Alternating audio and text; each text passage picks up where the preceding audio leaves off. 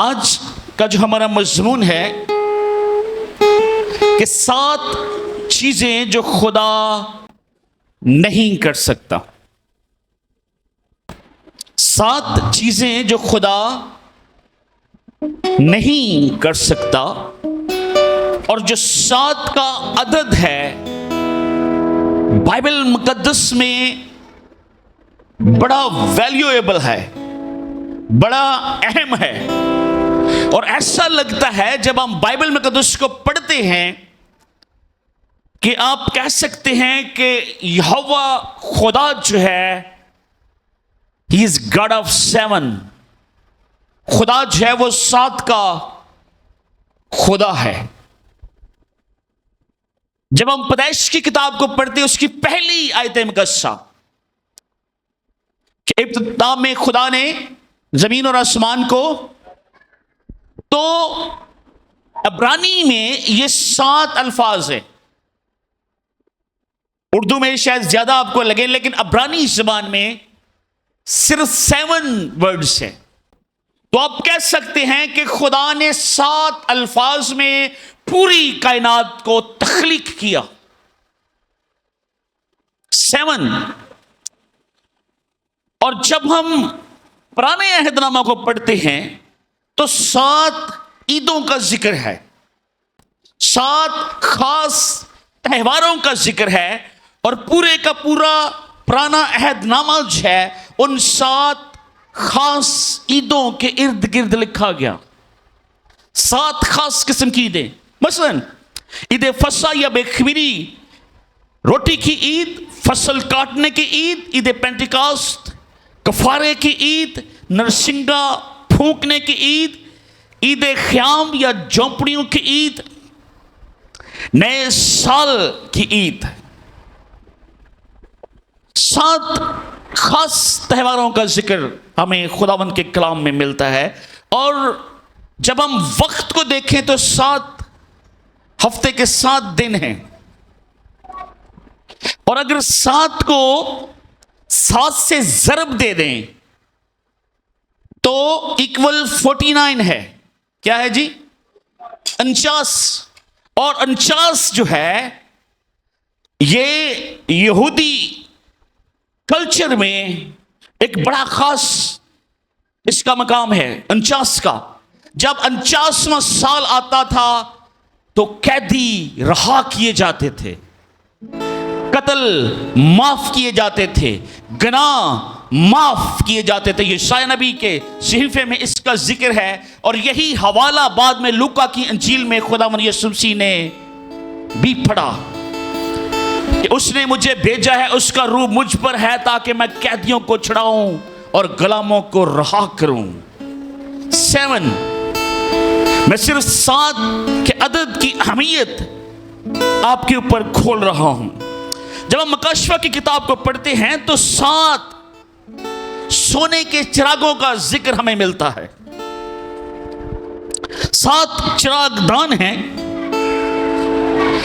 7 कलीसियाओं का जिक्र हमें मिलता है, 7 नरसिंगे हैं, 7 मोहरे हैं, 7 साल इज़ाया रसानी का जिक्र हमें मिलता है, खुदा की 7 रूहों का जिक्र मिलता है, 7 सितारों का जिक्र मिलता है, 7 सिंगों का जिक्र मिलता है, और खुदा की 7 आंखों का जिक्र हमें मिलता है। 7 ताज हमें नजर आते हैं। जब यरू की दीवार गिरने वाली थी तो 7 दिन उन्होंने शहर के गिर्द चक्कर लगाया। 7 का अदद कामलियत को ज़ाहिर करता है, मुकम्मल को ज़ाहिर करता है। और आज का जो हमारा टॉपिक है कि 7 चीजें जो है खुदा कभी नहीं करता। ज़बूर 139 को जब हम देखते हैं तो पहली आयत में लिखा है, खुदावंद तूने मुझे जांच लिया और पहचान। इसका एक ही मतलब है, और वो ये है कि खुदा सानू मुकम्मल तौर पे जानता है। मेरे पीछे कहें, खुदा हमें मुकम्मल तौर पर जानता है, कंप्लीटली जानता है, मुकम्मल तौर पर। ये अगर आपके जहन में ये ख्याल है कि शायद मेरी कोई चीज खुदा से छुपी हुई है, तो उस ख्याल को जहन से निकाल दे। अगर किसी का ये ख्याल है कि शायद मेरे कुछ ख्यालात, मेरे कुछ चीजें खुदा से छुपी हुई हैं, तो उस ख्याल को जहन से निकाल दें, क्योंकि खुदा आपको जांचता है। तू मेरा उठना बैठना, मतलब मैं कब खड़ा होऊंगा, मैं कब बैठूंगा, कहां बैठूंगा, कब खड़ा होऊंगा, खुदा सब जानता है। तू मेरे ख्याल को दूर से बोल दे, तू मेरे ख्याल को दूर से। इसका दूसरा मतलब यह है कि इससे पहले कि आप बोले, खुदा जानता है कि आप क्या बोलने वाले हो। That's what it means. इससे पहले कि आप कुछ बोले, जिस खुदा की ऑलमाइटी मजेस्टी, अजीब खुदा की हम प्रस्तुत करते हैं, आपके बोलने से पहले खुदा आपके ख्यालात को जानता है। मुकाशवा की किताब में लिखा है, दिलों और गुर्दों को जांचने वाला खुदा। इसका जो असल मतलब है वो ये है कि जब जो कुछ आपके अंदर है, जो कुछ आप करने वाले हैं, जो कुछ आपके ख्यालात हैं, खुदा जो है वो सब जांचता है, और खुदा आपके सारे हालात से वाकिफ है। तीसरी आयत में लिखा, देख मेरी ज़बान पर कोई ऐसी बात नहीं जिसे तू ऐ खुदावंद पूरे तौर पर, मतलब सब कोई ऐसी तुसी गल जड़ी करने वाले जे खुदा उस अमल से पहले ही वाकिफ। अब बहुत सारे लोग सोचते होंगे अगर खुदा वाकिफ है तो हर बुराई या बुरी बात करने से या बुरा अमल करने से खुदा हमें रोकता क्यों नहीं है। खुदा ने हम सबको फ्री विल दी है। आपकी मर्जी है कि आप सब कुछ दुनिया को जांचते हुए भी उस खुदा की प्रस्तुत करते हैं कि नहीं। जो कुछ आपकी जुबान पर आने वाला है, जो कुछ होने वाला है, खुदा उससे वाकिफ है। लिखा, देख मेरी जुबान पर कोई ऐसी बात नहीं जिसे तू ऐ खुदावंद पूरे तौर पर, तूने मुझे आगे पीछे से घेर रखा है, तेरा हाथ मुझ पर है। फिर आगे जाकर लिखा है कि मैं अगर आसमान पर चढ़ जाऊं, समुद्र के पार चला जाऊं, अंधेरे में चला जाऊं, तो वो रोशनी बन जाएगा। मैं अपने आप को छुपा नहीं सकता। तू मेरी उठना बैठना, तू मेरे ख्यालात, तू मेरी सोच, हर वो बात जो मेरे दिल में, मेरे ख्याल में है, ऐ खुदावंद तू जांचता है और तू जानता है। क्या आप ये ईमान रखते हैं? कितने लोगों का ईमान है कि खुदा जानता है? इसका दूसरा मतलब यह भी है कि जैसे भी हालात आपकी जिंदगी में हैं, जिन क्राइसिस से, जिन परेशानियों से, जिस डिप्रेशन से, जिन हालात से, अगर हालात मुश्किल हैं, जो जंग आप इब्लीस के खिलाफ और दुनिया में रहते हुए लड़ रहे हैं, खुदा वो भी जांचता है। ज़बूर की किताब में ही लिखा है, खुदावंद तू मेरी आवारगी का हिसाब रखता है। क्या मेरे आंसू जो मेरी आंख से निकलते हैं, क्या वो तेरी किताब में मंदर्ज नहीं है? ऐ खुदावंद तू मेरी आवारगी, इसका मतलब है कि अगर मैं कुछ बुरा कर रहा हूं वो तो लिखा जा रहा है, लेकिन जो मैं दुख उठा रहा हूं, ऐ खुदावंद क्या वो तेरी किताब में लिखे हुए नहीं है? डेफिनेटली वो भी लिखे हुए हैं। खुदा आपकी बुराई अच्छाई को, जब आप सफरिंग करते हैं, प्रॉब्लम में हो, चैलेंज को फेस कर रहे हैं, खुदा जानता है। आमीन। कितने लोगों के साथ खुदा का पाक काम कर रहे हैं? अगर आप दुखी हैं, आप परेशान हैं, आपको दुनिया में रहते हुए डिफरेंट चीजों का सामना है। आप दुश्मन से जंग कर रहे हैं, इब्लीस से जंग कर रहे हैं। इब्लीस ने आपके इर्द गिर्द घेरा जो है वो तंग कर रखा है। God is in control. खुदा फिर भी उन सारी चीजों से और सारे हालात से वाकिफ है। यकीन रखें, और यही यकीन और ईमान है मुझे और आपको चर्च में लेकर आता है कि अगर दुख में, परेशानी में, मुसीबत में, चैलेंजेस में भी हम उस खुदा की प्रशंसा कर रहे हैं तो वो खुदा यह भी जानता है और यह भी लिख रहा है और यह भी देख रहा है और यह भी आसमान पर लिखा जा रहा है कि आप खुदा की प्रशंसा बुरे हालात में भी कर रहे हैं। Yes, you can clap for yourself. आप अपने लिए और ताली बजाएं। यस, कि खुदा आपकी हर एक चीज को, जिससे भी आप गुजर रहे हैं, God know that। 7 चीजें जो खुदा नहीं कर सकता। नंबर 1, खुदा आपको किसी ऐसी मुश्किल में नहीं डालता जिसको वो हल नहीं कर सकता। खुदा आपको किसी ऐसी मुश्किल में, परेशानी में नहीं डालता। यकीन रखें। और इब्लीस कभी कभी हमारा ईमान जो है वो चुराने की कोशिश करता है, हमें डिमोरलाइज करता है। हमारा फेथ, ईमान जो है, वो सुकून जो है, खुदा पर भरोसा और यकीन जो है उसको कम करता है या कभी कभी चुरा लेता है। पर आपको खुदा पर बिलीव रखना है कि खुदा आपको कभी किसी ऐसी मुश्किल में नहीं डालता जिसका हल उसके पास नहीं है। अब जरा देखें, खुदा के लोग जब परेशानी में हैं, मिस्र में हैं, गुलामी में हैं, और जब खुदा मूसा की रहनुमाई में अपने लोगों को बहरे कुलजुम के किनारे पर लेकर आता है।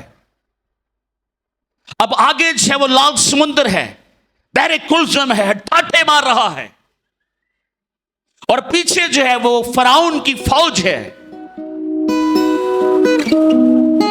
और इससे पहले खुदा ने बनी इसराइल को मुख्तलिफ हादसात से, जो मिस्रियों के ऊपर सारी आफतें आई, उनसे खुदा ने बचाया।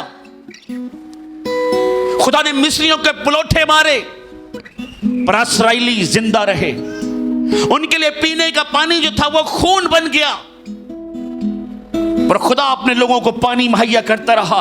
उनके लिए आफतें, मुश्किलात और परेशानियां आती रहीं, लेकिन खुदा अपने लोगों को महफूज रखता रहा। लेकिन फिर भी ये जो परेशानी आई है, अब कलीसिया में अगर कोई मसला हो जाए तो बहुत सारे लोग कहते हैं, पादी साहब ये क्या हुआ? अब यहां पर भी जब पीछे जो है वो फराउन की फौजें हैं, उनके घोड़ों की आवाज, उनके घोड़ों के समूह की आवाज, जैसे जैसे ठक ठक की आवाज आ रही है, लोगों के दिल भी जोर जोर से धड़क रहे थे कि अभी मौत आई और अभी मौत आई। अगर समुद्र में छलांग लगाते हैं फिर भी मर जाते हैं, अगर यहीं खड़े रहे तो फिर भी हम तलवार से और नेज़ों से छलनी छलनी हो जाएंगे। और कुछ लोग चलाते हैं, या मूसा क्या तू हमें यहां मरवाने के लिए लेकर आया है? लेकिन खुदा ने मूसा के साथ कलाम किया कि इनको कहो खामोशी से खड़े रहो और खुदा की नजात के काम देखो।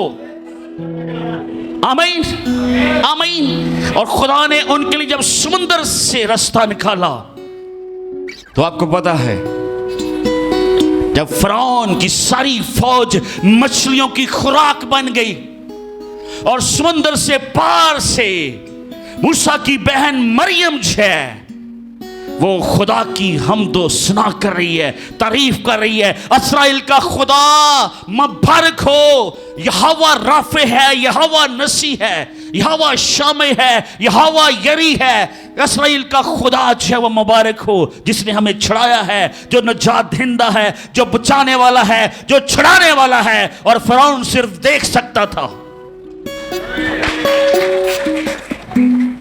हालेलुया। क्या आप यकीन रखते हैं कि आप उसी खुदा की तारीफ कर रहे हैं, उसी खुदा की इबादत कर रहे हैं जिस खुदा ने कौम बनी इसराइल को फिरौन की कैद से और उसके जबर से और उसके हाथ से और समुद्र से निकाला? क्या आज भी खुदा वही खुदा है? क्या खुदा तब्दील हो सकता है? हमारा खुदा अजीब खुदा है। अगर आप भी आज किसी ऐसे ही बड़े बहरे कुल्ज़म का सामना कर रहे हैं, यकीन रखें कि खुदा आपके साथ है।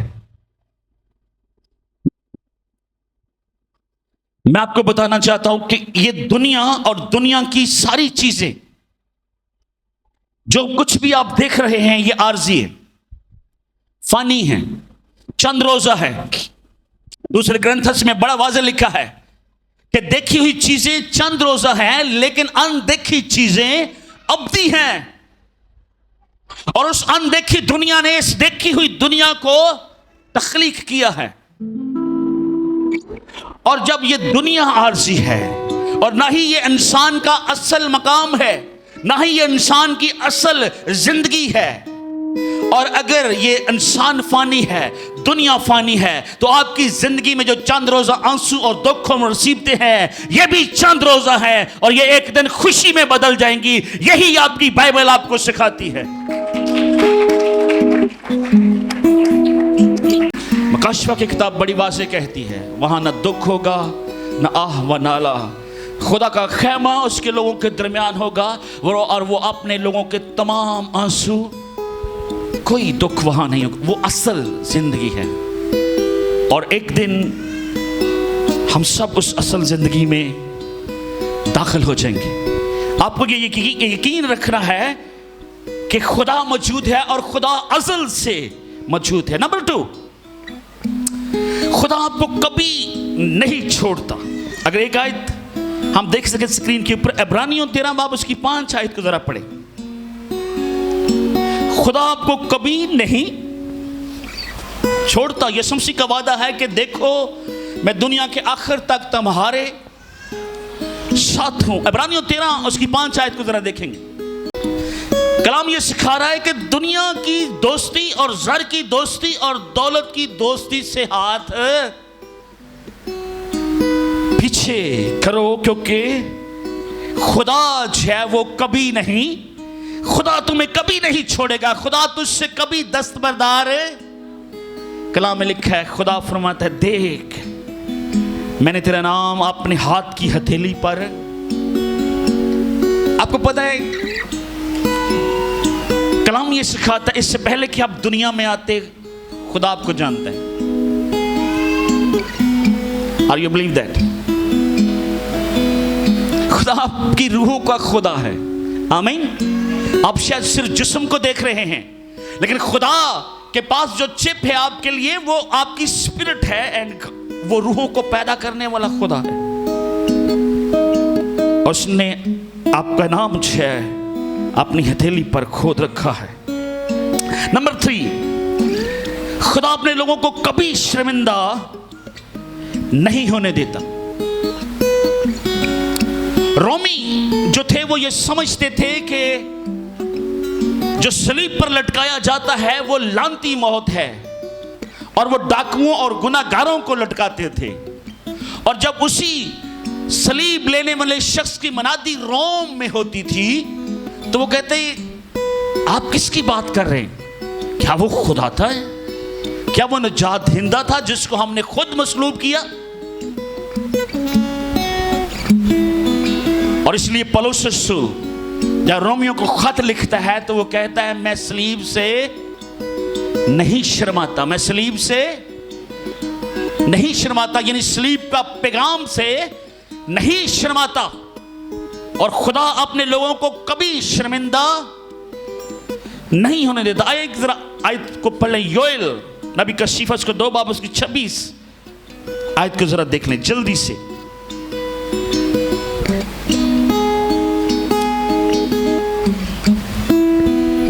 योएल नबी का शीफा को 2 बाब उसकी 26 आयत को जरा देखेंगे।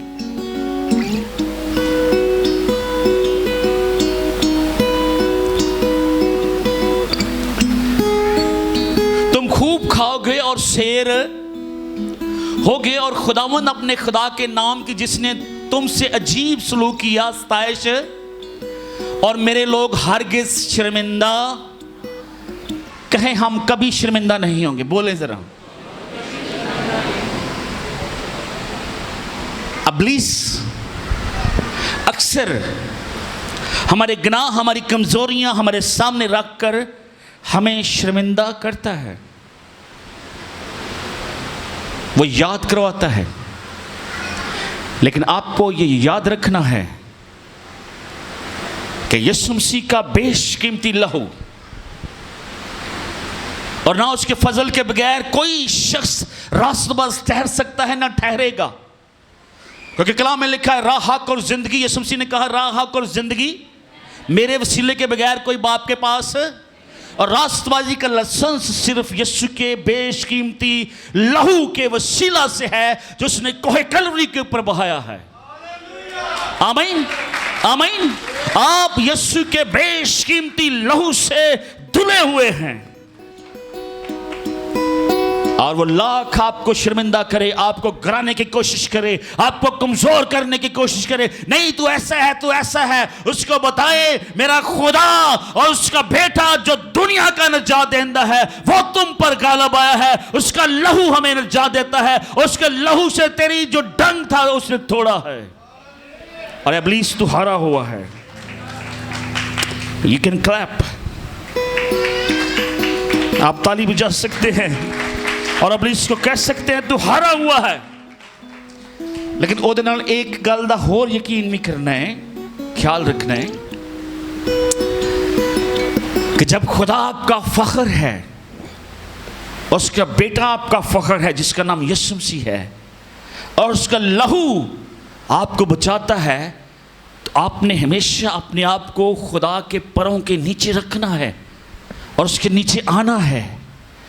और उसके नीचे आने के लिए ज़रूर है कि आप अपने गुनाहों का इकरार करके उससे लिपटे रहे। आमीन आमीन। और मैं आपको बताऊं, जब आप अपने गुनाहों का इकरार करते हैं, ये बात अगर सारी चीज़ें भूल गए, ये बात नहीं भूलना जो मैं अभी करने वाला हूं।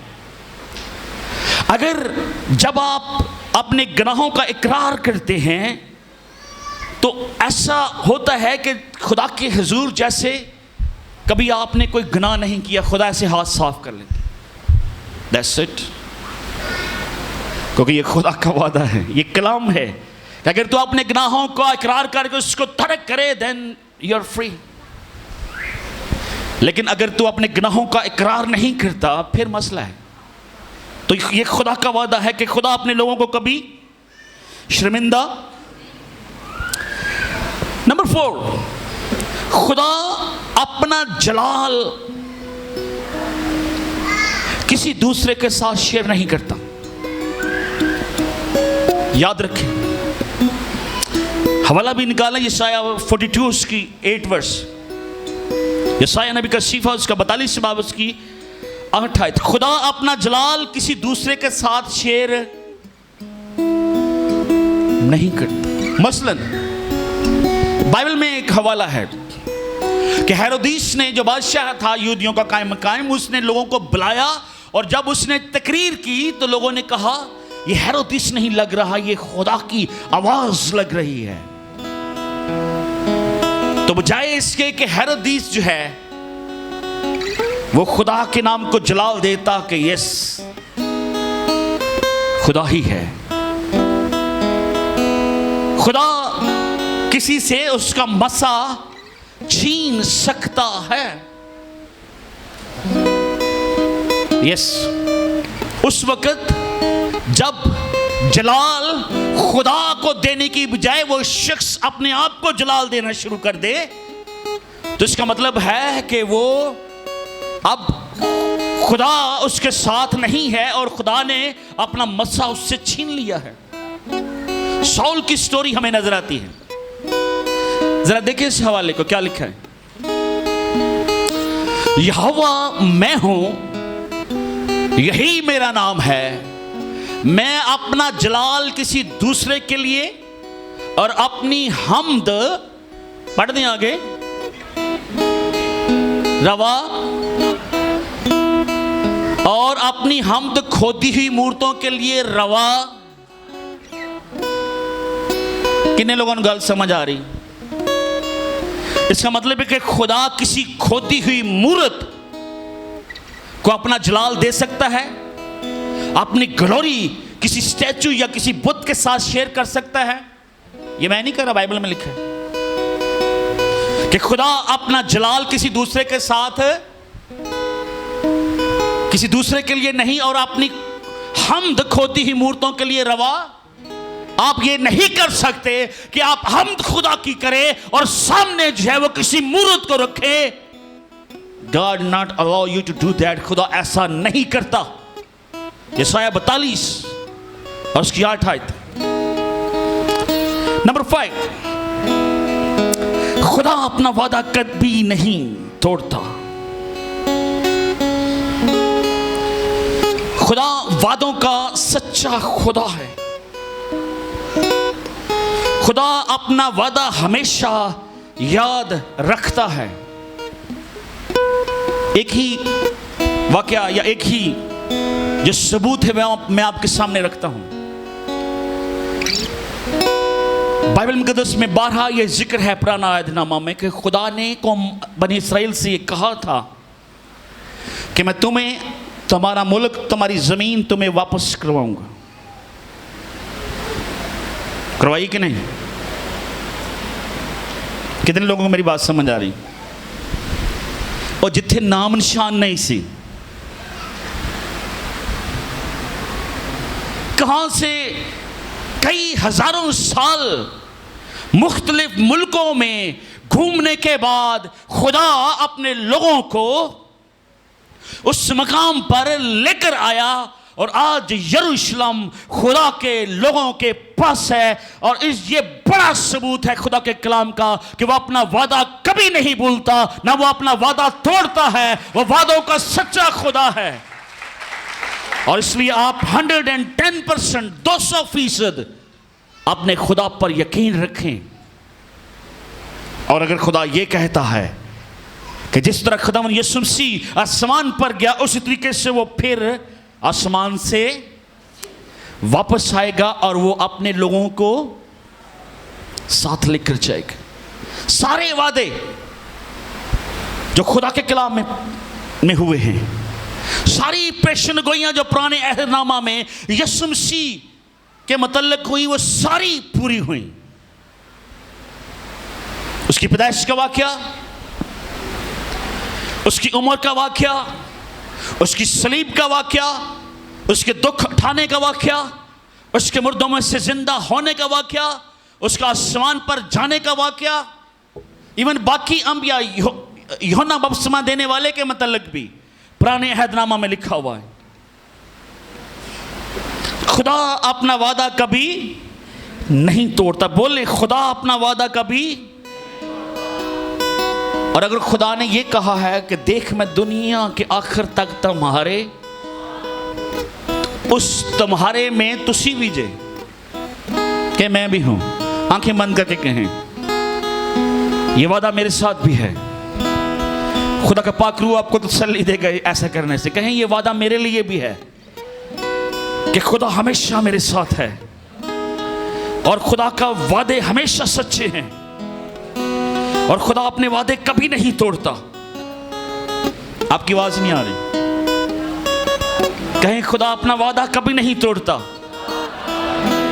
खुदा मेरे साथ है, यीशु मेरे साथ है, रूह कुदस मेरे साथ है, रूह कुदस मेरे अंदर है, और रूह कुदस जिंदगी है। आमीन, आमीन, hallelujah, praise the Lord. I shout करें यीशु के जलाल के लिए और उसके वादों के लिए। राबा शिंदरा कबसोरो, थैंक यू जीसस, हालेलुया। और जोर से तालीम जाएंगे, यीशु को जलाल देंगे। राबा बाबा बा राजा रकबा शिंदरो, थैंक यू जीसस। नंबर 6, मैं थोड़ा सा जल्दी से जा रहा हूं, गर्मी है। नंबर 6, खुदा कभी तब्दील नहीं होता। हैं जी? खुदा कभी वो 12 कहता है मैं अल्फा और ओमेगा, मैं ही अव्वल और आखिर, इब्तिदा और इंतहा। याद रखिए खुदा शुरू से है और उसका कोई शुरू नहीं है। Nobody nose. और हम खुदा को डिस्क्राइब नहीं कर सकते। हम खुदा को उतना ही जान सकते हैं जितना उसके मतलब खुदा के कलाम में लिखा है, जितना उसने अपने आप के मतलब हमें बताया है, उससे आगे पीछे हम नहीं कोई की आसरा ही नहीं कर सकते। ठीक है, लेकिन यह सच है कि खुदा हर जगह मौजूद है। खुदा हर जगह, खुदा आपके साथ भी है। खुदा इस वक्त इस हैकल के अंदर भी है और खुदा इस वक्त आप खुदा के कलाम को सुन रहे हैं, खुदा ये भी देख रहा है। आमीन, यकीन है आपका? अच्छा, जो खुदा अब्राहम के साथ, जो खुदा आदम के साथ, नोआ के साथ, अब्राहम के साथ, यकूब के साथ, इसहाक के साथ, मूसा, एलिया, अलीशा, दाऊद के साथ, वही खुदा हमारे साथ भी है और वो ला तब्दील खुदा है। आइए जरा एक आयत को जरा देख ले, मलाकी की किताब उसका 3 बाब उसकी 6 आयत को जरा पढ़ने में रहनुमाई करें। मलाकी 3 बाब और उसकी 6 आयत हम कस्सा को जरा देखें।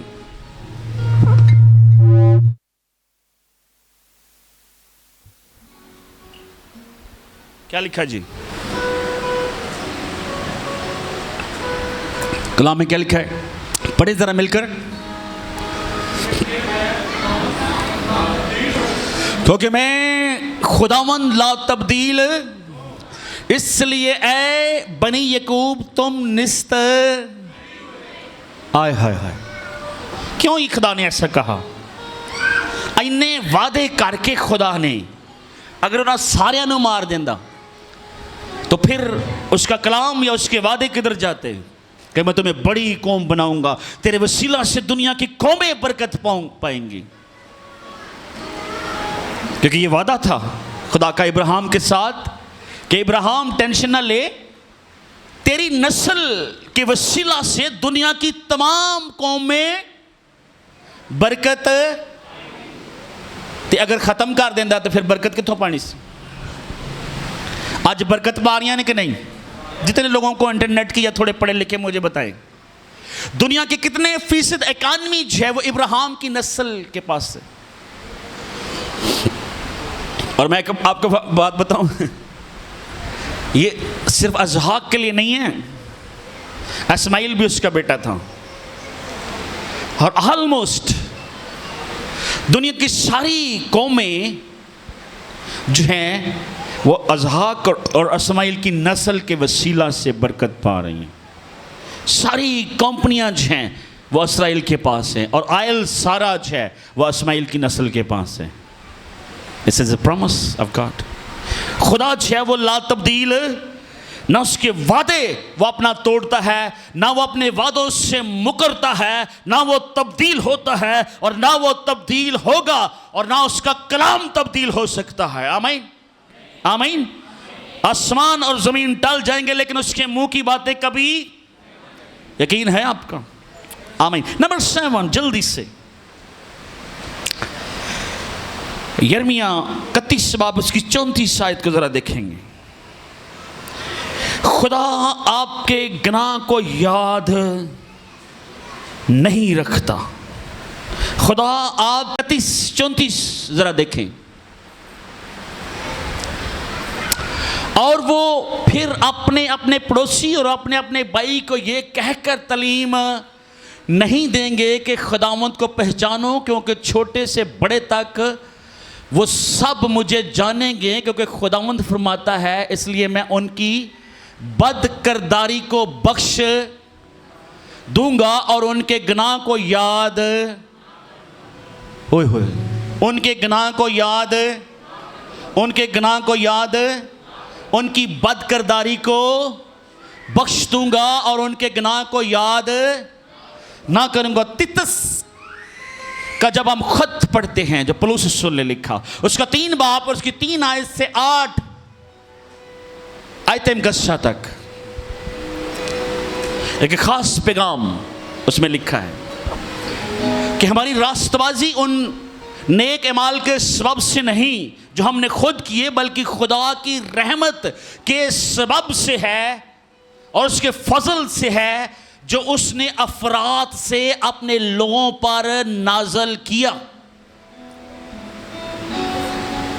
क्योंकि हम सब उसके फजल और रहम और तरस और उसकी मोहब्बत और यीशु मसीह के मार खाने, कोड़े खाने, खून बहाने से शफा और नजात पाते हैं। और फिर खुदा का बंदा लिखता है कि मैं चाहता हूं कि तू इन बात, और फिर लिखा है कि ये बात हर तरह से सच है, और मैं चाहता हूं कि तू इन बातों का यकीनी तौर पर दावा करे। क्या दावा करे? कि आपकी निजात खुदा के फजल से है, खुदा के रहम से है, लहू से है, खून बहाने से है, कोड़े खाने से है, सलीब उठाने से है, कील लगवाने से है, ताज पहनने से है, माफी से है, उसके फजल से है, उसके रहम से है। ये खुदा की मोहब्बत है कि उसने हमें माफ किया है। आमीन। आपने ये याद रखना है, हमें खुदा की ज़रूरत थी और वो हमारे पास आया। हमें फजल और माफ़ी और नजात और आसमान की बादशाही में ले जाने के लिए खुदा खुद आसमान से ज़मीन पर आया और उसने अपना लहू बहाया। और कलाम में लिखा है कि वो आपके गुनाहों को याद, लिखा है मैं तुम्हारी सारी बदकिरदारी को बख्श दूंगा। पढ़े, और उनके गुनाह को याद, और उनके गुनाह को याद, और उनके गुनाह को याद। जिस तरह मैंने पहले कहा है कि जदों असी अपने गुनाह दा इकरार करने आ,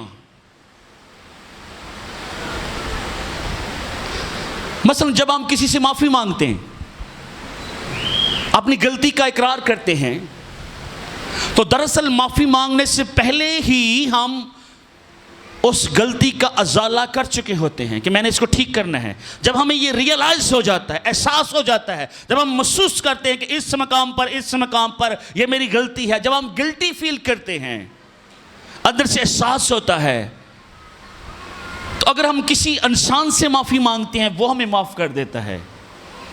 तो जोड़ा कहता है आओ मेरे को माफ़ी मंगो तो माफ़ी के दरवाजे खुले ने, वो क्यों नहीं माफ़ करेगा? है वह कहता है ऐ मेरे बेटे लौट, और उसकी बाहें हमेशा आपके लिए खुली हुई हैं। आमीन, आमीन। खुदा आपके गुनाहों को कभी याद नहीं रखता। 7 चीज़ें खुदा कभी नहीं करता, ना वो अपना कलाम तब्दील करता है, ना अपने वो वादे तोड़ता है, और ना ही वो आपके गुनाह को याद रखता है। The God of 7, और वो शुरू से है और वो आपके साथ है। और ये याद रखना है, दुनिया में यीशु मसीह के अल्फाज हैं। अब ये टोटली पाक रूह मुझसे कलाम कर रहे हैं। पहले लिखा है कि ए बोझ के तले दबे हुए लोगों मेरे पास आओ मैं तुम्हें। फिर लिखा है कि दुनिया में दुख उठाते हो, खातर जमा रखो मैं दुनिया के आखिर तक तुम्हारे। क्यों कहा खुदा ने ऐसा कि दुनिया में दुख उठाते हो, खातर जमा रखो मैं दुनिया के आखिर तक तुम्हारे। खुदा हमेशा आपके घराने के साथ है। अभी शायद चंद दिनों के लिए, चंद लम्हों के लिए आप दुख और मुसीबत में हो सकते हैं, लेकिन ये हमेशा नहीं रहेगा। आए खुदा को प्रेज करना शुरू करें, अपनी आंखें बंद करें और दुआ करना शुरू करें। Thank you Jesus. आए चंद लम्हों के लिए उसके वादों के लिए